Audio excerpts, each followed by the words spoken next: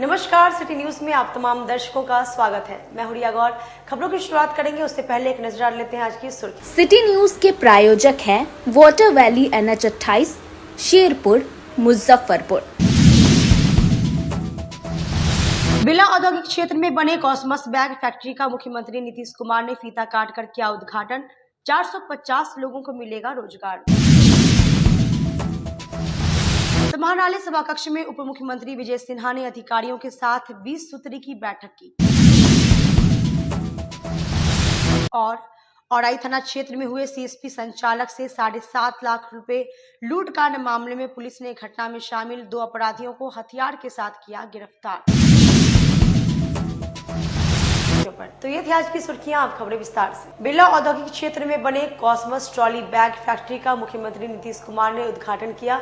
इस फैक्ट्री में 450 लोगों को रोजगार मिला। मुख्यमंत्री नीतीश कुमार और उप मुख्यमंत्री विजय सिन्हा ने शनिवार को जिले के इंडस्ट्रियल एरिया स्थित कॉस्मस लाइफस्टाइल प्राइवेट लिमिटेड की नई उत्पादन इकाई का उद्घाटन किया।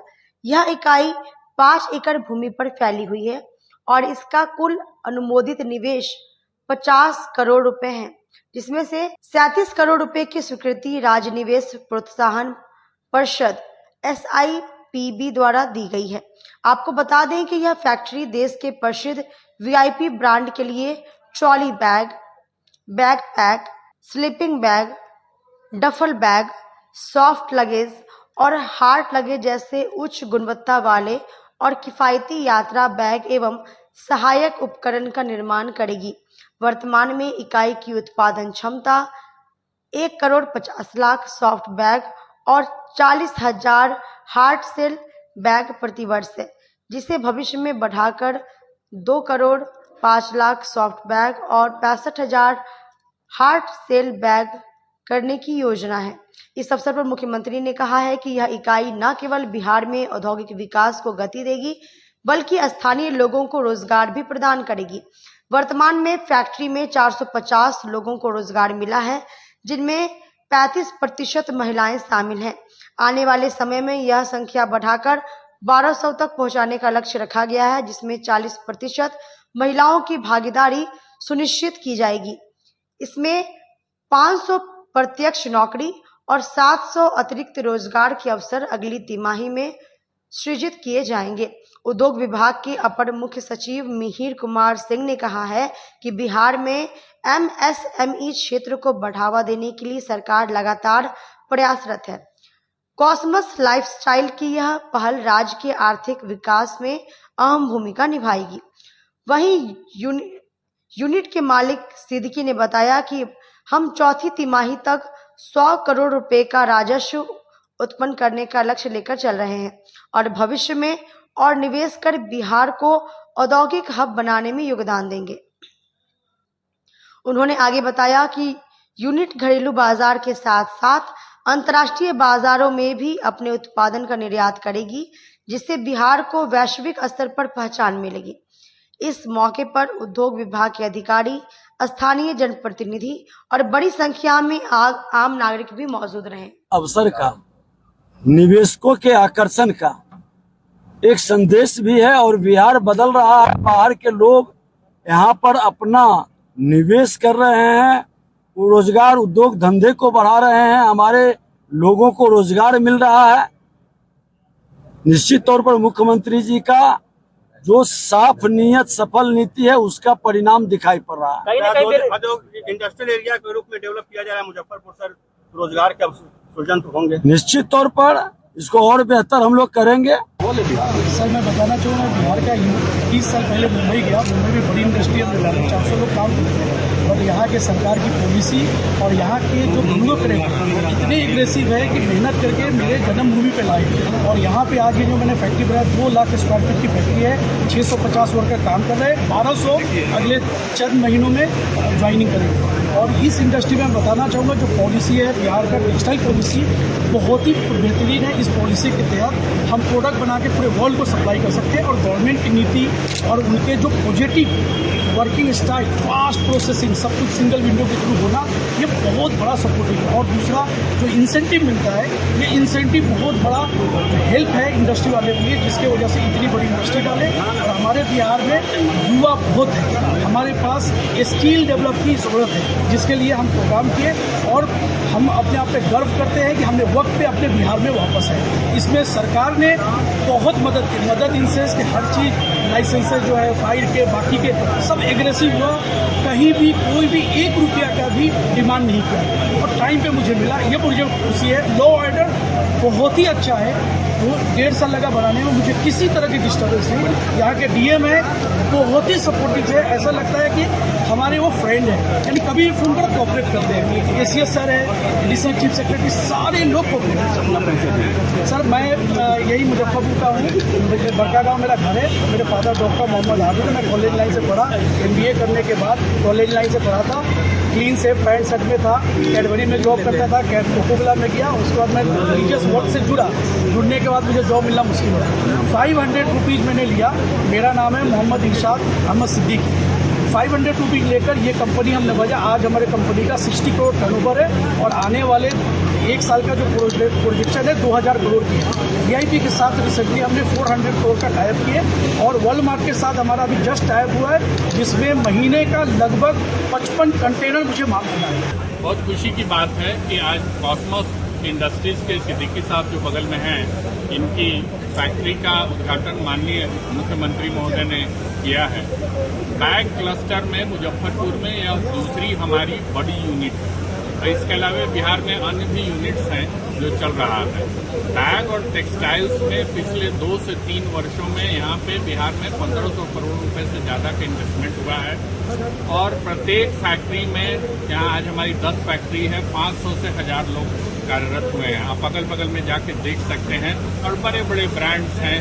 तो आज इन सारे ब्रांड्स का लेकर जो एक बहुत पॉजिटिव माहौल बना है लोगों को रोजगार देने के संबंध में, इंडस्ट्री का एक पॉजिटिव ढंग से ग्रोथ होने में बहुत ही बड़ी बात है और मुजफ्फरपुर इंडस्ट्रियल एरिया इस मामले में बहुत ही अच्छा कर रहा है। समाहरणालय सभा कक्ष में उप मुख्यमंत्री विजय सिन्हा ने अधिकारियों के साथ 20 सूत्री की बैठक की। बिहार के उप मुख्यमंत्री विजय कुमार सिन्हा शनिवार को मुजफ्फरपुर पहुंचे, जहां उन्होंने 20 सूत्री कार्यक्रम की समीक्षा समाहरणालय सभागार में बैठक की।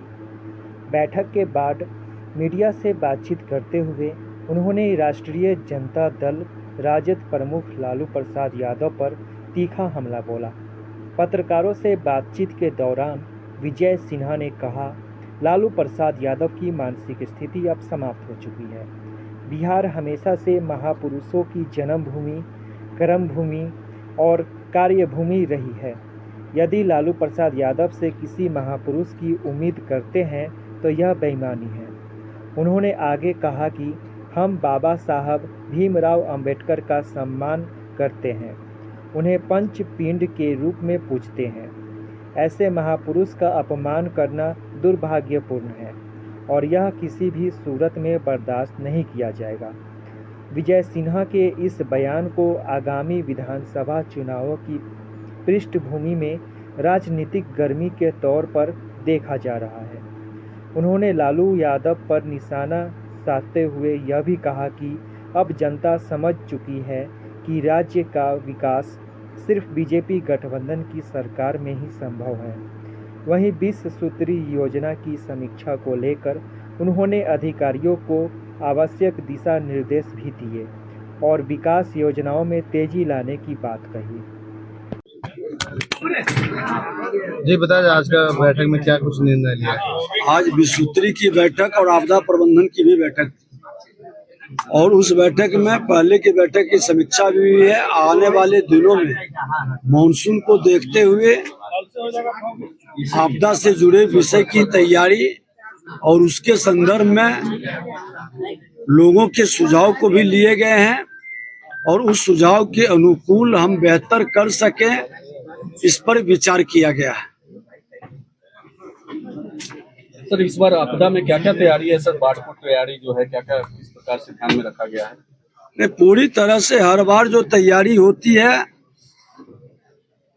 बाढ़ से जुड़े हुए विषय को लेके अतिवृष्टि अनावृष्टि हर तरह के पहलू पर पूरी समीक्षा की गई है और उसके संदर्भ में डिटेल में फिर अगली बैठक में हम लोग उसकी समीक्षा करके उसका डिटेल भी जारी करेंगे। लालू प्रसाद यादव का एक तस्वीर वायरल हो रहा है अम्बेडकर जी के अपमान को लेकर। जो लोग श्रीमान लालू प्रसाद यादव जी से अपेक्षा रखते हैं कि वो किसी का सम्मान कर पाएंगे तो उन पर ही प्रश्न चिन्ह उठता है। वो तो हमेशा अपने सामने किसी का सम्मान नहीं करती। महापुरुषों का सम्मान अगर जो किए रहते तो बिहार महापुरुषों का जन्मस्थली कर्मस्थली पूरी तरह से रहा है, लेकिन किन्हीं का सम्मान नहीं करते हैं। और डॉक्टर भीमराव अंबेडकर साहब जिनको हम लोग पंचतीर्थ के रूप में पूजते हैं, उनका अपमान दुखद दुर्भाग्यपूर्ण है। अब निश्चित तौर पर ये पूरी तरह से रिटायर हो चुके हैं, इनकी मनोस्थिति भी ठीक नहीं है। सर, किसान आयोग गठन करने की बात हुई थी, तो ये क्या स्थिति है? किसान आयोग का गठन होगा, माननीय मुख्यमंत्री जी का अधिकार क्षेत्र है, वो उसको करेंगे, संचिका उन्हीं के जिम्मे है। सर, मुजफ्फरपुर में टोल टैक्स को लेकर के अवैध उगाही का मामला लगातार संज्ञान में रहा है और उसके बाद भी अभी तक जिलाधिकारी महोदय के स्तर से भी एक लेटर निकाला गया, लेकिन उसके बाद भी अवैध उगाही जारी है।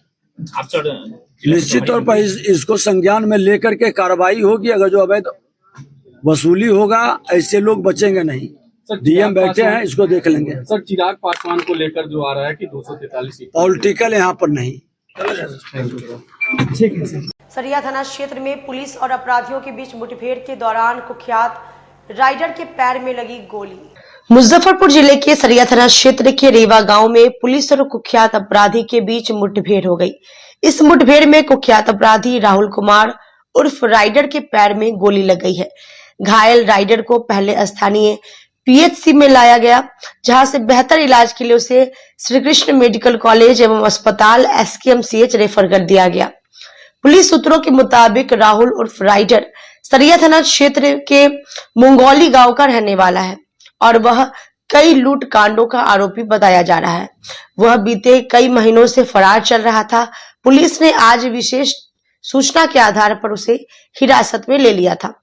हिरासत में ले जाने के बाद पुलिस ने उसे अन्य फरार साथियों की गिरफ्तारी के लिए लेकर निकली थी। इसी दौरान उसने रास्ते में पेशाब जाने की बात कहकर गाड़ी रुकवाई। गाड़ी से उतरते ही उसने अचानक एक पुलिसकर्मी की पिस्तौल छीन ली और भागने की कोशिश करते हुए पुलिस पर फायरिंग कर दी।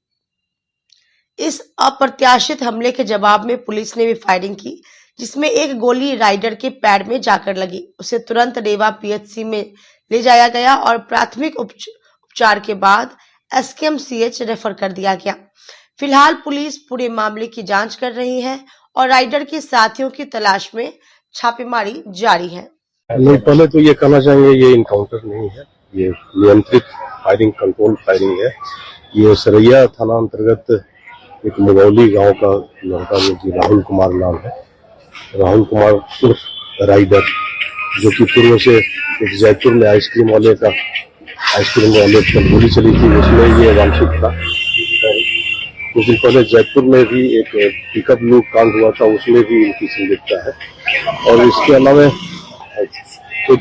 443/24 कांड सरैया का, जो कि 12/9/24 को ये कांड दर्ज हुआ था, इसमें भी इनकी संलिप्तता थी और इनको गिरफ्तार भी किया गया था। गिरफ्तारी के बाद ये उसमें भी अन्य कारणों से पता नहीं चल पाया कि कब ये पुलिस को चकमा देके वहां से भाग गए थे। ये कहा जाता है कि ये शौच के लिए जा रहे थे और वहां से ये जो बाउंड्री सरैया थाने का बाउंड्री है, जो कि काफी दूरी पर है, वहां से ये फरार हो गए थे।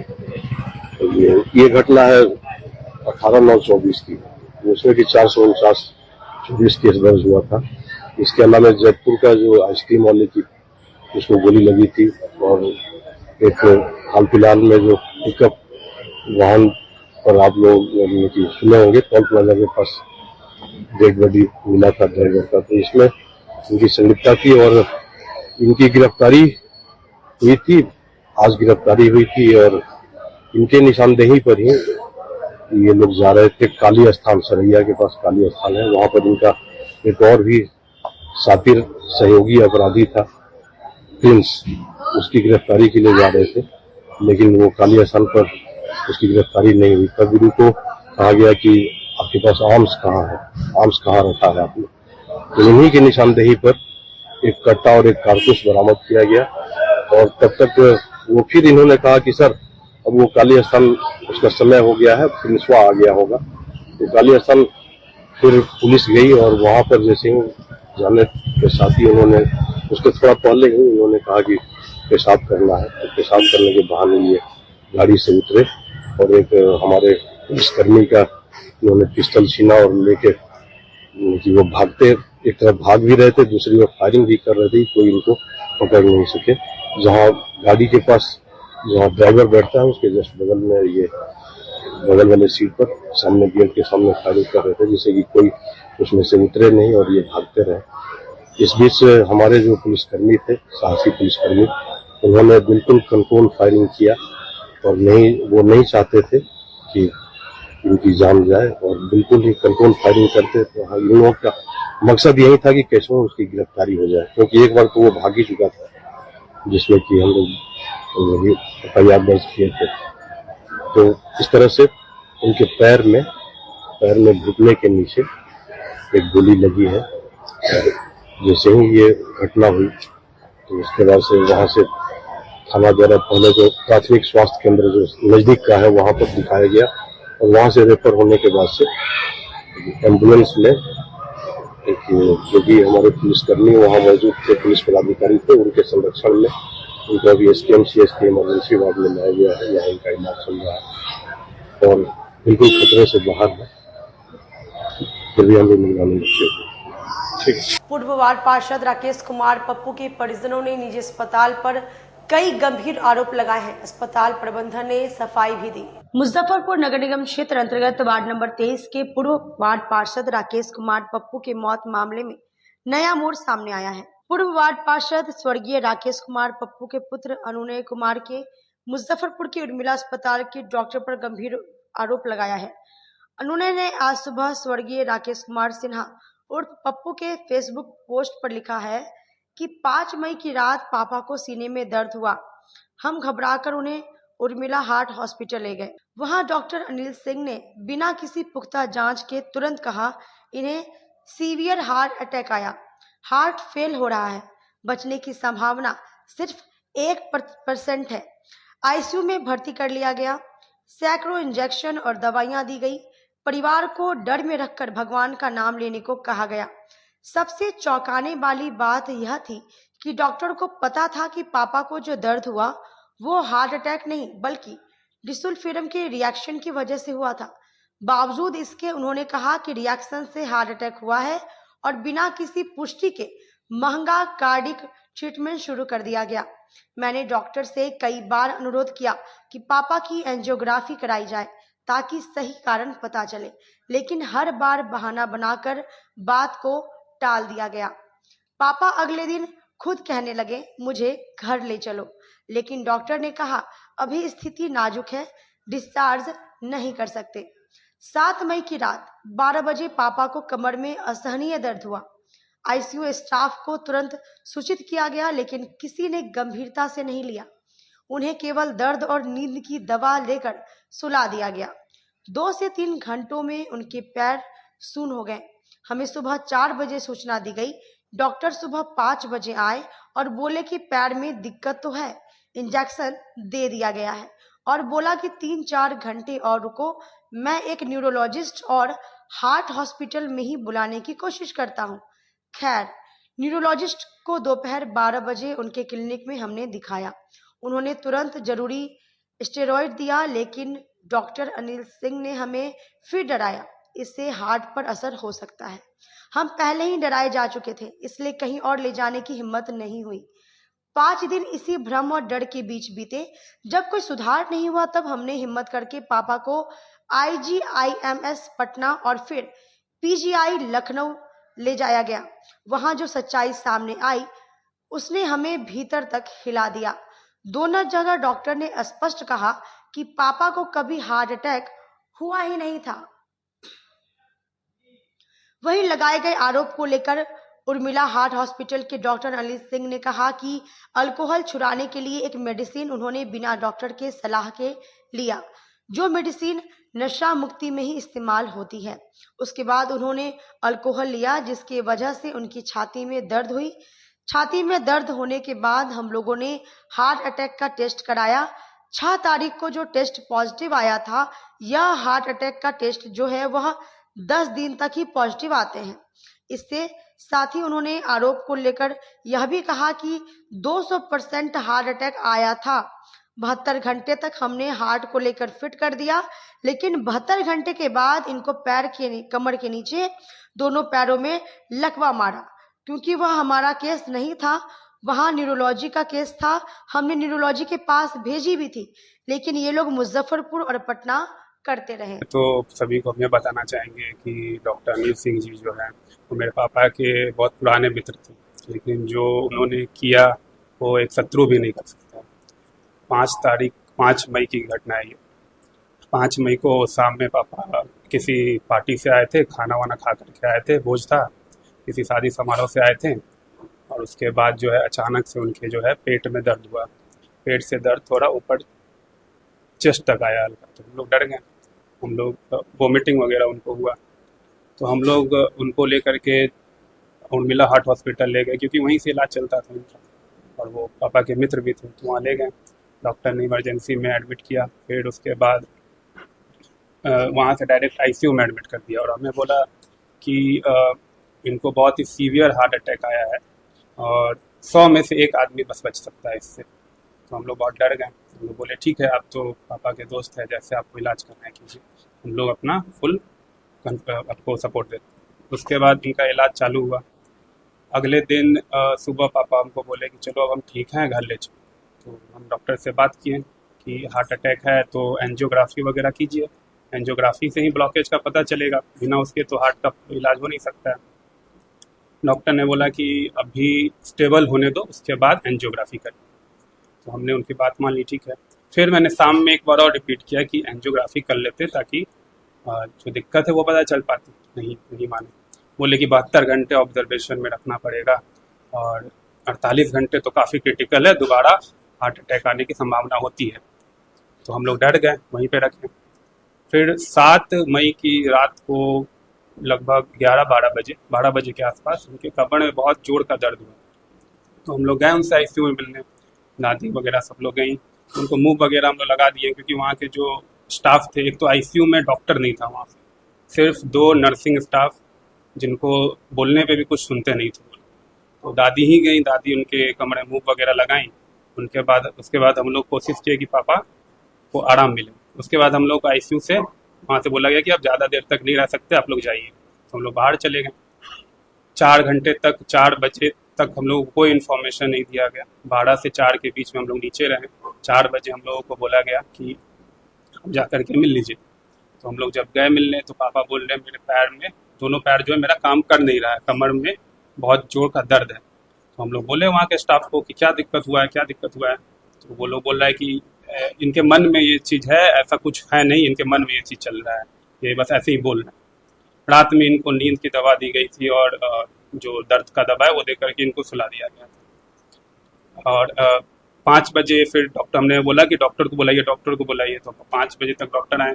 फिर मेरे से बात हुई, बोले कि पैर में दिक्कत तो है, सूनापन लग रहा है, हम इनको दवा दे दिए हैं और देखिए आराम होता है तो ठीक है, बाकी हम 8 बजे के बाद जो है यहाँ एक न्यूरोलॉजिस्ट है, उनसे हम उनको कोशिश करेंगे कि वो आ करके यहाँ पर देख लें। तो हमने बोला ठीक है, जैसा आपको सही लग रहा है आप कीजिए। तो फिर उसके बाद जो है वो तो बात नहीं कर पाए, उनसे बुला नहीं पाए, हम ही लोग जा करके न्यूरोलॉजिस्ट से दिखाएं।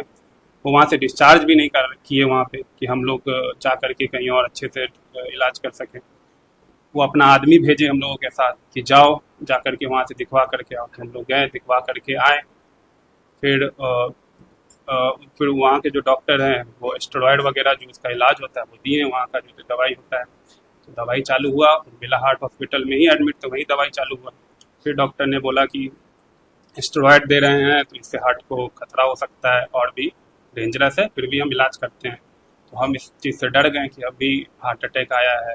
तक यहाँ इलाज वगैरह यहाँ 5 तारीख से 12 तारीख तक हुआ। सबसे पहले तो मैं उनके आत्मा की शांति के लिए प्रार्थना करता हूँ। उनके बेटे द्वारा एक पोस्ट डाला गया जिसपे कुछ मीडिया चैनल ने भी बिना हमारा तथ्य जाने हुए एक तरफा उन्होंने प्रतिक्रिया दी है अपने चैनल पे, और उनके राकेश कुमार पप्पू जी के बेटे ने भी बहुत ही गलत आरोप लगाया। विगत ये स्वर्गीय राकेश कुमार पप्पू जी हमारे पास 5/5/25 को छाती में दर्द लेके ये आए थे। बेसिकली छाती में दर्द इनको हुआ, ये एक डाइसल्फ्यूराम नाम का एक दवाई होती है जो कि नशा मुक्ति केंद्र में इस्तेमाल किया जाता है, जिससे कि नशा छुड़ाने के लिए काम किया जाता है। लेकिन इन्होंने बिना किसी डॉक्टर से सलाह मशवरा किए हुए किसी लोकल मेडिसिन के दुकान से दवाई परचेज कर ली उनसे पूछकर, और उस दवाई को लेने के बाद इन्होंने काफ़ी मात्रा में अल्कोहल लिया, जिससे कि इन अल्कोहल और उस दवाई का रिएक्शन बहुत ही सीवियर होता है। उस रिएक्शन के कारण इंसान की जान भी जाने की चांसेस काफ़ी ज़्यादा हाई होते हैं। ये छाती दर्द और सांस फूलने की तकलीफ लेकर आए थे, जिसमें कि हम लोगों ने डायग्नोस किया कि इनको हार्ट अटैक है। हार्ट अटैक केवल ईसीजी और इको के आधार पर ही नहीं होता है, हार्ट अटैक हमारा ब्लड टेस्ट के आधार पर ही होता है। इनके बेटे ने 18 तारीख का एक IGIMS का रिपोर्ट लगाया है, जिसमें कि हार्ट अटैक का रिपोर्ट निगेटिव आता है, लेकिन ये 5 तारीख को एडमिट हुए थे। 6 तारीख को मॉर्निंग में हमारा हार्ट अटैक का ये टेस्ट है, CKCKMB, और एक ट्रोपाई। ये जो कि आप देख रहे हैं, ये 0 से 0.05 इससे नीचे होना चाहिए तो हार्ट अटैक नहीं होता है, और इनका रिपोर्ट आ रहा है 0.09। तो इसमें कहीं से भी हम इसको झुटला नहीं सकते हैं इस रिपोर्ट को कि हार्ट अटैक नहीं है, जैसा कि उनका कहने का तात्पर्य रहा। दूसरी चीज़, ये जो टेस्ट है ये 12 से 14 दिन के अंदर में ही अगर किसी को अटैक हुआ है तो पॉजिटिव आता है। अगर ये 12 से 14 दिन के बाद ये टेस्ट किया जाता है तो नेगेटिव आ सकता है। जैसा कि हम लोगों ने 6 तारीख को रिपोर्ट किया, उसमें पॉजिटिव है, और इनका जो रिपोर्ट दोबारा किया गया जब ये लोग IGIMS गए तो उस टेस्ट में नेगेटिव आया, लेकिन इनका कहना है कि वहाँ के डॉक्टर ने बोला है कि हार्ट अटैक नहीं है। हमारा ये कहना है, अगर जिन भी डॉक्टर ने बोला है कि हार्ट अटैक नहीं है वो हमें लिखित रूप पे बता के दें। ऐसे मीडिया में पोस्ट करना और किसी के नाम को उछालना और बदनाम करना, ये कहीं का भी तथ्य नहीं है। दूसरी चीज़, उनके द्वारा ये भी कहा गया कि हमने बोला है कि 1% बचने का चांस है। हार्ट अटैक वाले मरीज में रिस्क रहता है, काफ़ी ज़्यादा रिस्क रहता है, लेकिन हम लोग परसेंटेज के बेसिस पे मृत्यु के दर को या फिर जीवन के दर को हम लोग परसेंटेज के बेसिस पे नहीं तय कर सकते। तीसरी चीज़, उनका कहना है कि हम एंजियोग्राफी के लिए बोलते रहेगा, डॉक्टर साहब ने एंजियोग्राफी नहीं कराया। जिस प्रकार का इनका अटैक था उसको NSTEMI बोलते हैं, non ST elevation myocardial infarction. उसमें इमीडिएट एंजियोग्राफी का कोई भी रिक्वायरमेंट नहीं होता है, हमारे मोटे मोटे किताबों में ये चीज़ें लिखी हुई। तीसरी चीज़ मैंने इनको बताया कि प्रोग्नोसिस पुअर है, क्योंकि दवाई का रिएक्शन हुआ है, अल्कोहल के साथ इन्होंने लिया था। फिर भी इसके बावजूद भी इन्होंने बोला कि नहीं डॉक्टर साहब आप इलाज कीजिए। 72 घंटे तक हमने रिस्क लिया, 72 घंटे तक हमने इनको बिल्कुल हार्ट की तरफ से बिल्कुल फिट कर दिया, लेकिन लगभग 65-66 घंटे के बाद इनको कमर से नीचे पैर में सूनापन आने लगा, और धीरे धीरे दोनों पैर नीचे कमर के नीचे से पैरालाइज हो गए, जो कि हार्ट के किसी भी एंगल से वो चीज़ को नहीं दर्शाता है। फिर भी हमने इनको मुजफ्फरपुर में ही लोकल न्यूरोलॉजिस्ट को दिखा के हमने सलाह मशवरा किया, और इनको हमने रेफर भी किया कि आप वहाँ पे जाके एडमिट हो जाएं। कई कांडों में फरार कुख्यात शराब तस्कर सुनील राय गिरफ्तार। पूर्व में भारी मात्रा में विदेशी शराब जब्ती मामले में भी थी तलाश। शराबबंदी कानून को धट्टा बताते हुए लगातार शराब तस्करी में लिप्त रहे कुख्यात तस्कर सुनील राय को आखिरकार पुलिस ने गिरफ्तार कर लिया है।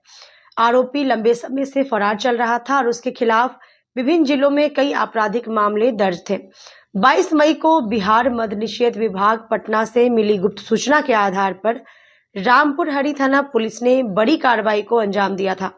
थाना क्षेत्र में ग्राम छपरा मन के पास एक ट्रक और चार पहिया वाहनों पर लदी कुल 2142 लीटर विदेशी शराब बरामद की गई है।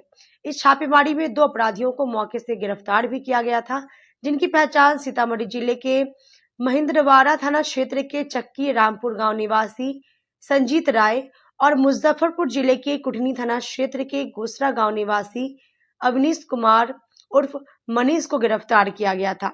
इस दौरान सुनील राय मौके से फरार हो गया था। उस मामले में रामपुर हरी थाना कांड संख्या 104/25 दर्ज कर आगे की कार्रवाई की जा रही थी।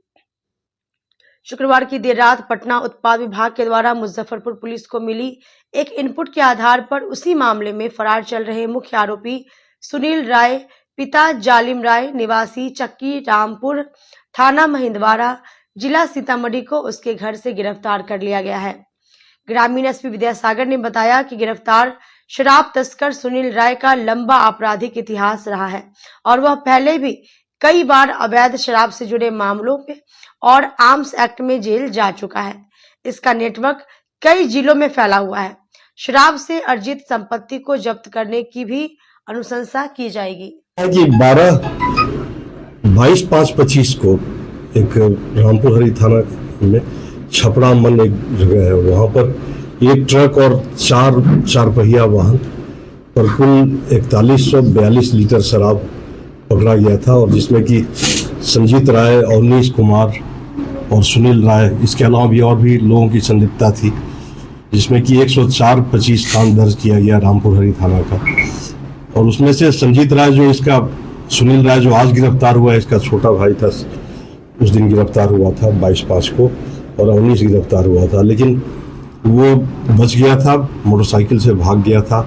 आज सुबह इसकी गिरफ्तारी हुई है और ये शराब का एक बहुत बड़ा तस्कर है। ये 2-3 जिलों में, सीतामढ़ी क्षेत्र का रहने वाला तो सीतामढ़ी, इसके अलावा दरभंगा में, मोतिहारी में और हमारे मुजफ्फरपुर में, ये इसका चारों जिले में इसका गैंग काम करता है। और इस पर पूर्व में 2019 से ही ये सक्रिय है। महिंदवाड़ा थाने में 12/19, 14/19, 36/19, 43/19 और 49/19 ये सारे केसेस हैं। काफ़ी बड़ा खेप, ट्रक का खेप पकड़ा गया था। इसके अलावा मीनापुर में भी 114-21 एक केस हुआ है और रामपुर हरी थाने में भी पूर्व से अहियापुर थाने में 204/20 केस हुआ है। सारे केसेस उत्पाद अधिनियम के हैं और काफ़ी बड़ा खेप हर केसेस में है। इसके अलावा एक आर्म्स एक्ट का केस, और वहाँ आर्म्स के साथ ये लोग पकड़ा गया था हथौड़ी थाने में, वहाँ भी केस दर्ज है। ये 2021 की घटना है, 200/21 केस हथौड़ी थाने में दर्ज किया गया है। और एक केस महिंदवाड़ा में हाल फिलहाल में जनवरी महीने में 12/25 दर्ज किया गया, वहाँ भी एक ट्रक, शराब से लदा हुआ ट्रक बरामद हुआ था। इस तरह से इनके विरुद्ध करीब 1 दर्जन केसेज हैं, केवल महिंदवाड़ा का और हमारे औराई का, मीनापुर का, रामपुर हरी का केवल हम लोग खंगाल पाए हैं अब तक, क्योंकि आज ही सुबह गिरफ्तारी हुई है। और भी इनका इतिहास हम लोग खंगाल रहे हैं। में भी कि दरभंगा में कौन से केसेस हैं, बेनीबाद को लगाया गया है, और मोतिहारी के भी केसेस में साहेबगंज और राजेपुर को कहा गया है।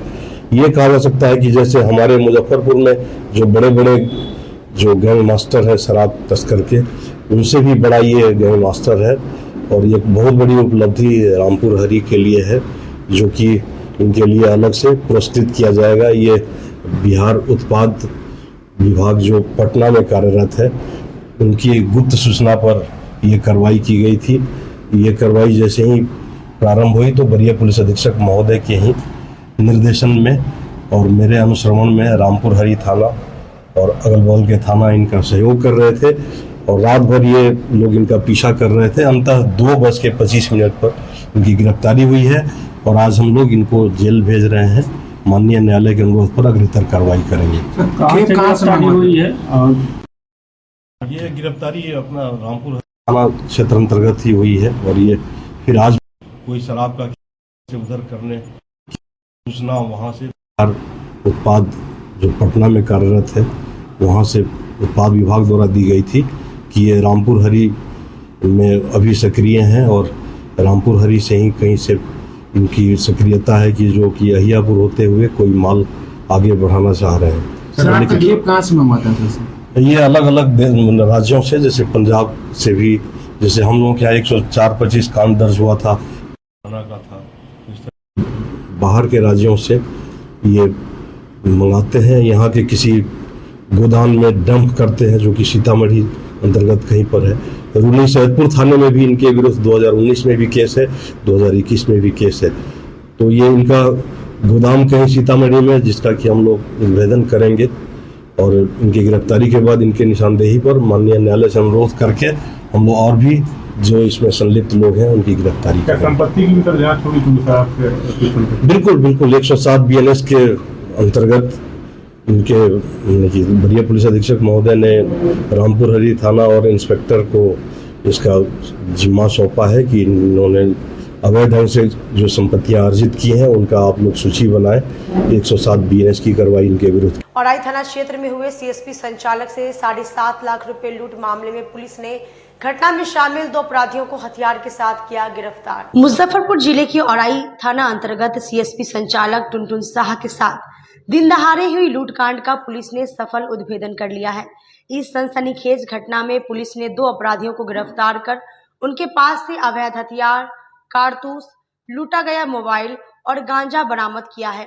ग्रामीण SP विद्यासागर ने प्रेस कॉन्फ्रेंस कर बताया कि 12 जून को टुनटुन शाह अपने बैग में करीब 7.5 लाख रुपए, लैपटॉप, मोबाइल एवं अन्य जरूरी सामान लेकर जा रहे थे।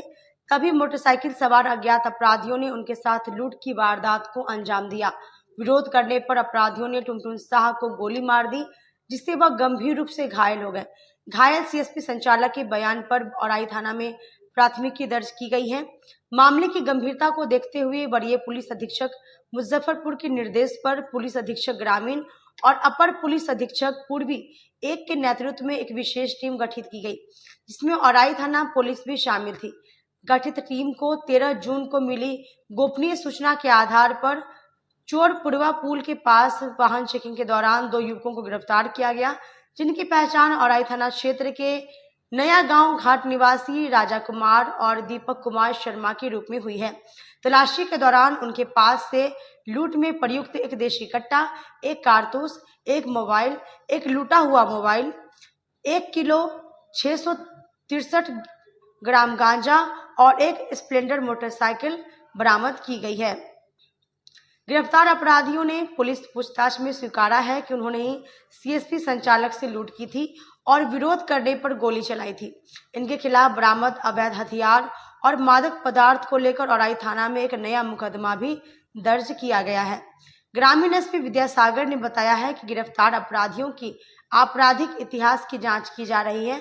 वहीं लूटकांड में शामिल अन्य आरोपियों की तलाश के लिए लगातार छापेमारी की जा रही है। 12/6/25 की घटना है और एक जो CSP संचालक है टुनटुन शाह, पेशरलाल बाबू शाह, भरतुआ निवासी, इनके यहाँ करीब 10 बजे के आसपास दिन में ही जो अपराधी हैं वो मोटरसाइकिल से आए और उन्होंने घटना कारित किया, जिसमें कि उनका लैपटॉप और 7.5 लाख रुपये और आधार कार्ड और भी बहुत कई सामान एक बैग में था, वो लूट लिए थे। इसमें कितने अपराधकर्मी थे इसका पता नहीं था, लेकिन जैसे ही इसकी सूचना मिली थानाध्यक्ष को, थानाध्यक्ष ने वरीय पुलिस अधीक्षक महोदय को बताया।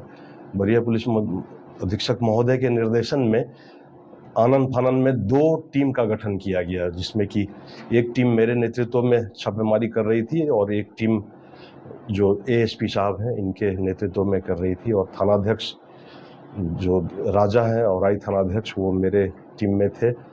हथौड़ी थानाध्यक्ष ASP सर के नेतृत्व में काम कर रहे थे और इस तरह से हम लोगों ने बहुत जगह पे छापेमारी की। ये नया गांव बांध जो कहलाता है, ये नदी के किनारे का बांध है और उसी जो मुख्य सड़क है उसी से होते हुए हम लोग ने 4-5 जगहों पे छापेमारी की थी।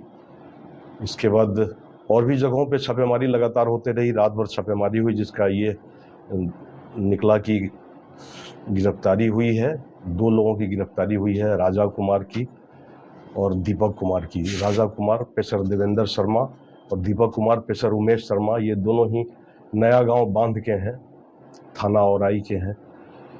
इन्होंने जो अपनी संलिप्तता स्वीकार की और इन्होंने बताया कि घटना में ये जो प्रयुक्त मोटरसाइकिल थी, जो कि हम लोगों ने बरामद भी किया है और जिसमें कि ये लोग संलिप्त थे, और इनके निशानदेही पे फिर जिस से गोली मारी गई थी, सीएसपी संचालक को गोली मारी गई थी, वो जो अस्त्र था वो भी इनके निशानदेही पे कट्टा और कारतूस बरामद किया गया। लूटी हुई मोबाइल, सबसे बड़ी बात है कि जो मोबाइल सीएसपी संचालक से लूट ली गई थी, उस लूट के मोबाइल को भी इन्हीं दोनों के बताए हुए जगह से बरामद किया गया है। इसके अलावा एक स्प्लेंडर मोटरसाइकिल जिससे कि ये लोग घटना कारित किए थे, वो भी बरामद हुआ है। अभी भी इनके बताए अनुसार या जो हम लोगों के अनुसंधान में आया है, 2 लोग अभी भी गिरफ्त से बाहर हैं, जिनका नाम लेना उचित नहीं है, और उसके लिए भी थानाध्यक्ष औराई के नेतृत्व में टीम लगातार कार्य कर रही है। वो भी अविलंब ही गिरफ्तार होंगे। अब जो जहाँ तक बरामदगी की बात है, तो अभी तक उनका लैपटॉप और आधार कार्ड बरामद नहीं हो पाया है। लूटी हुई मोबाइल बरामद है। लूट में प्रयुक्त एक और मोटरसाइकिल थी, उसको भी बरामद करना है, और एक 1.663 किलोग्राम गांजा भी, जहां से कि कारतूस बरामद हुआ था और कट्टा बरामद हुआ था, इन्हीं दोनों के निशानदेही पे वो गांजा भी बरामद हुआ है। तो हम लोग सारा चीज़ सबका तहकीकात करते हुए माननीय न्यायालय में इनको अग्रसारित करेंगे और माननीय न्यायालय के आदेशानुसार आगे की कार्रवाई करेंगे। कुछ आपराधिक इतिहास खंगाला जा रहा है। ऐसे जो इसमें राजा है, वो एक लूट का पहले भी लूट कांड हुआ था, उसमें इसकी संलिप्तता है, और ये कहा जा सकता है कि वाहन चेकिंग के दौरान जो राजा और दीपक गिरफ्तार हुए, तो इसका जो आधार, सबसे पहला आधार यही था कि ये लोग पहले से लूट में, हमने कि कई लूट पहले से किए हुए थे, और उस समय थानाध्यक्ष औराई द्वारा राजा को पहचान लिया गया, क्योंकि जैसा कि अनुसंधान में उस पूर्व के लूट में इन लोगों का फोटो इनके पास आया था अनुसंधान में, तो उससे इन्होंने तुरंत पहचान लिया कि ये दोनों पूर्व के लूट पैसा। वक्त हो चला है एक छोटे से ब्रेक का, लेते हैं एक छोटा सा ब्रेक। तब तक आप बने रहिए हमारे साथ, देखते रहिए सिटी न्यूज मुजफ्फरपुर। हम पढ़ाई के साथ साथ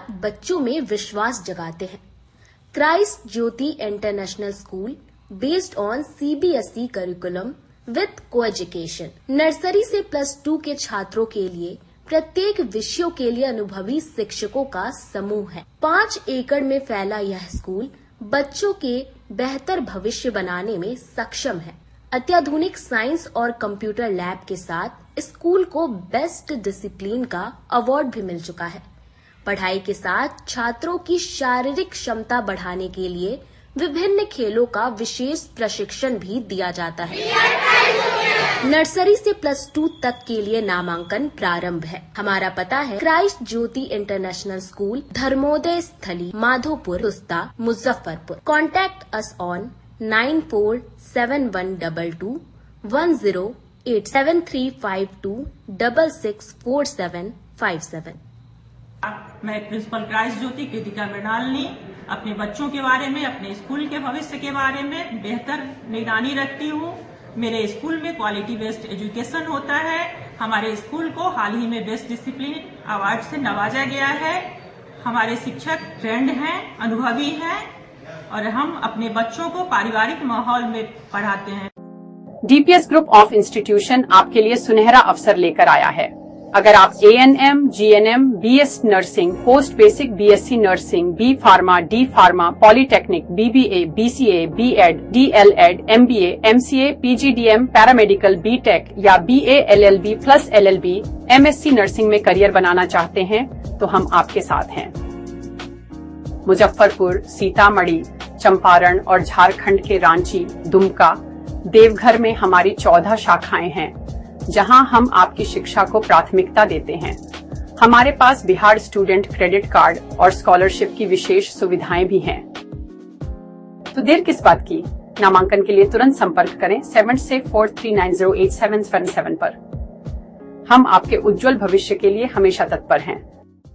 हर साल की तरह इस साल भी आमगोला ओरिएंट क्लब मैदान में ड्रीम सिटी डिज्नीलैंड मेला मनोरंजन और आकर्षण के साथ शहर वासियों के लिए धूमधाम से शुरू हो चुका है। इस मेले में देश का सबसे बड़ा हवाई झूला, विशाल मैरी कोलंबस नौका, ड्रैगन झूला, रोमांचक रशियन टोरा टोरा, डबल डिश तरंग झूला और देसी विदेशी मछलियों का अद्भुत संग्रह यूकेरियम प्रमुख आकर्षण है, जिसमें आप अंडर वाटर टनल के अंदर से विशाल मछलियों के समूह को देख सकते हैं।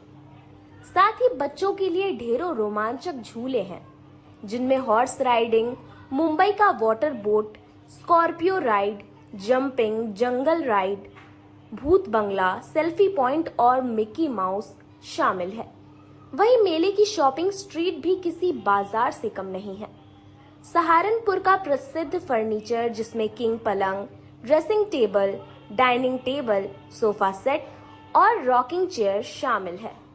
वहीं महिलाओं के लिए कोलकाता का अचार, चूड़ियां, चूड़ा सेट, ज्वेलरी, लहंगा चुन्नी और आगरा की फैंसी चप्पलें बिक्री के लिए उपलब्ध हैं।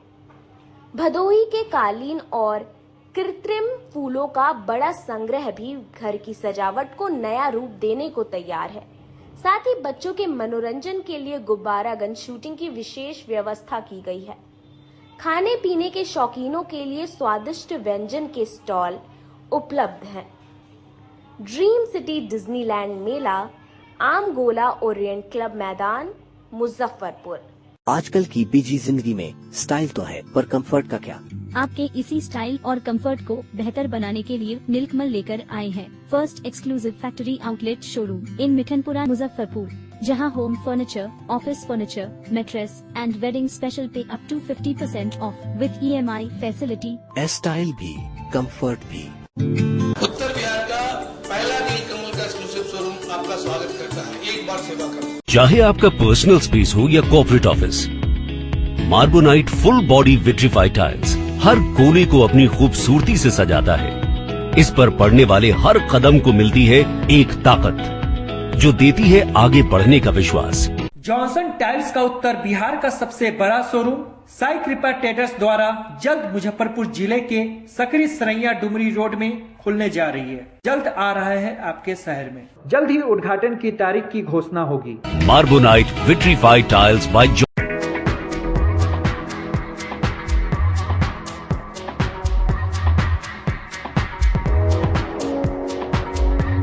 गर्मी में अपने पूरे परिवार के साथ मस्ती करना चाहते हैं तो चले आइए वाटर वैली में, जो कि कच्ची पक्की चौक से 2 किलोमीटर दूर शेखपुर NH के समीप स्थित है। शहर के लोग यहाँ मोटरसाइकिल और कार से काफी आसानी से पहुँच सकते हैं। यहाँ आप अपने परिवार के साथ फुल मस्ती कर सकते हैं। वेव पूल, रेन डांस के साथ भव्य वाटरफॉल बनाया गया है। छोटे बच्चों के लिए कई प्रकार के स्लाइड्स बनाए गए हैं, जहां बच्चे अपनी मस्ती में डूब जाएंगे। इसके अलावा खाने पीने के लिए बेहतरीन सुविधाएं उपलब्ध है, जहां पूरे परिवार के साथ व्यंजनों का लुत्फ उठा सकते हैं। तो देर मत कीजिए, गर्मी में मस्ती उठाने के लिए वाटर वैली तुरंत पहुंचे। हमारा पता है water valley NH 28, Sherpur, Muzaffarpur. हमारा कॉन्टैक्ट नंबर है 6202 584955। ब्रेक के बाद एक बार फिर से आप सभी का स्वागत है। ये बढ़ते अगली खबरों की ओर। शहर में हो रही लगातार अवैध पार्किंग और जाम की समस्याओं को देखते हुए यातायात पुलिस ने शहर के प्रमुख चौक चौराहों पर वाहन जांच अभियान चलाया। शहर में ट्रैफिक पुलिस ने सघन जांच अभियान को और तेज कर दिया है। शहर के प्रमुख चौक चौराहों पर विशेष रूप से 3 पहिया वाहनों के ड्राइविंग लाइसेंस की जाँच की जा रही है। वहीं रोड साइड से चलने वाले 2, 3 और 4 पहिया वाहनों को सख्ती से रोककर चालान काटा जा रहा है। इसके अलावा ट्रिपल लोडिंग, बिना हेलमेट और बिना ड्राइविंग लाइसेंस वाहन चालकों पर भी कार्रवाई की जा रही है। यातायात पुलिस पदाधिकारी नरेश कुमार ने जानकारी देते हुए बताया कि DSP के निर्देश पर यह अभियान चलाया जा रहा है और लोगों से अपील की जा रही है कि वाहन चलाते समय लाइसेंस और जरूरी कागजात साथ रखें। हालांकि फिलहाल 2 पहिया वाहनों की जांच प्रक्रिया पर अस्थायी रूप से रोक लगाई गई है। चालान कर रहा है यातायात हमारे वरीय पदाधिकारी DSP साहब महोदय के आदेशानुसार 3 चक्का रॉन्ग साइड, जैसे आप अभी देखें उस जगह गाड़ी लगाना नहीं है, या ना है पार्किंग है वहाँ पे, ना ही अथी है। आप खुद देखेंगे किस तरह से गाड़ी लगा के पैसेंजर उतारा।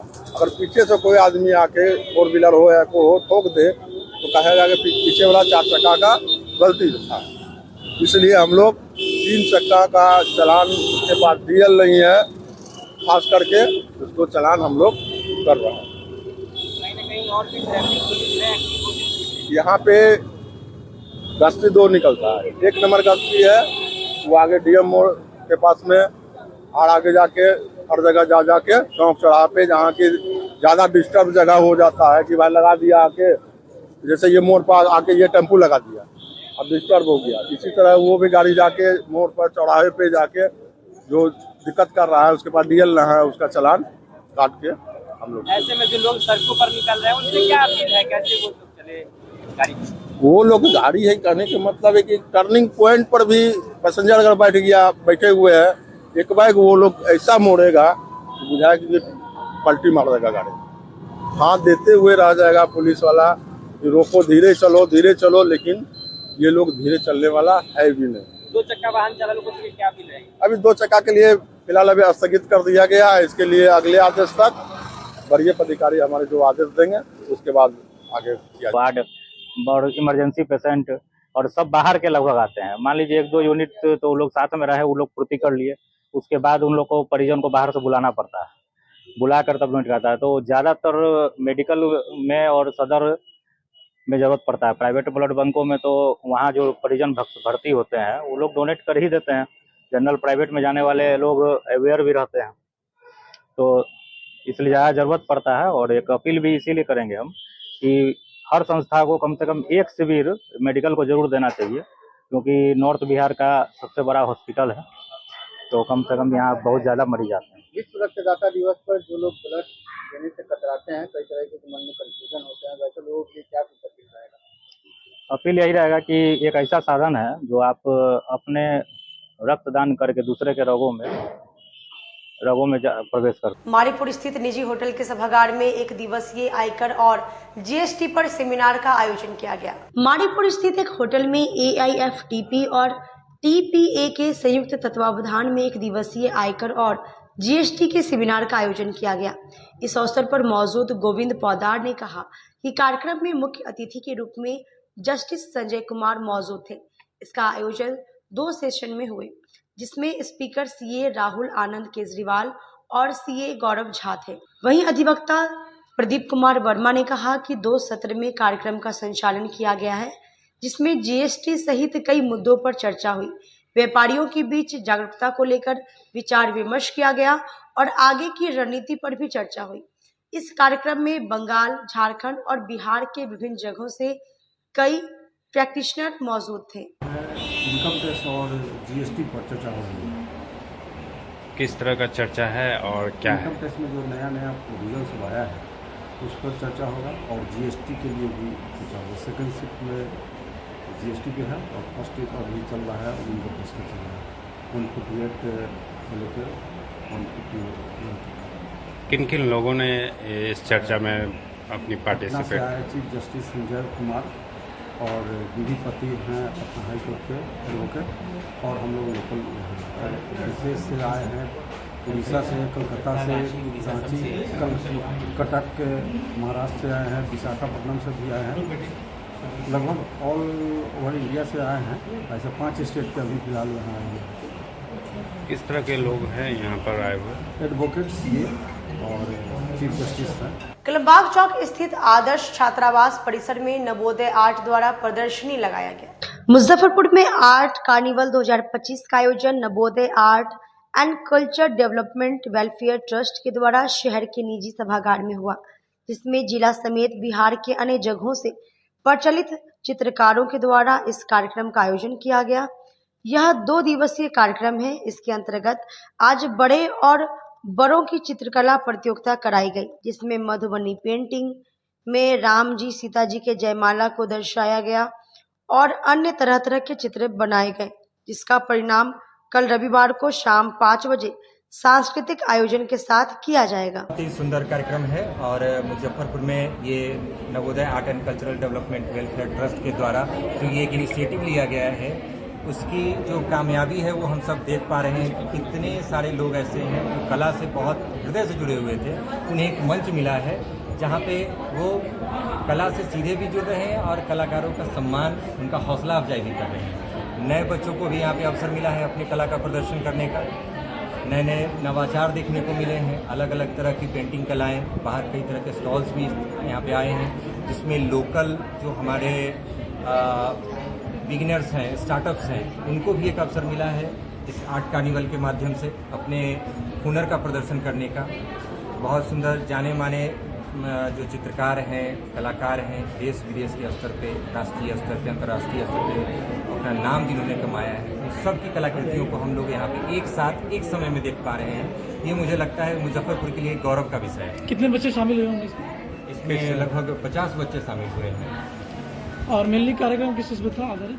कार्यक्रम था यहाँ पे आर्ट कार्निवल है तो आर्ट से रिलेटेड पेंटिंग्स इसमें प्रमुखता से रही है, जिसमें अलग अलग तरह से water colour, oil colour, pencil art या स्कल्पचर्स, इन सबको डेमोन्स्ट्रेट किया गया है। तो वो एक बहुत सुंदर यहाँ पे आप देख सकते हैं कि बहुत सुंदर मधुबनी पेंटिंग को दर्शाया गया है। जी, मधुबनी पेंटिंग है, सुजनी आर्ट है और भी कई विधाएं हैं जो लोकल लेवल पे है, उनको एक मंच दिया गया है और वो बहुत सफल रहा है। उम्र की पाबंदी भी थी या उससे ऊपर भी, बच्चे से ऊपर भी यहाँ पर कला का प्रदर्शन किया गया? देखिए, बाल कलाकारों में 2 श्रेणियाँ थी, जिनमें एक बाल कलाकार थे और एक किशोरावस्था के थे। इसके बाद जो कार्निवल का ओवरऑल कॉन्सेप्ट है, उसमें सभी आयु वर्ग के कलाकार और सभी लोगों ने, वरिष्ठ, कनिष्ठ, सामान्य, उभरते हुए सभी कलाकारों ने अपने कला का प्रदर्शन यहाँ पे किया। खबरों में बस इतना ही, फिर मिलेंगे शहर की तमाम खबरों के साथ। तब तक मुझे मेरे पूरी न्यूज़ टीम को दीजिए इजाजत। नमस्कार।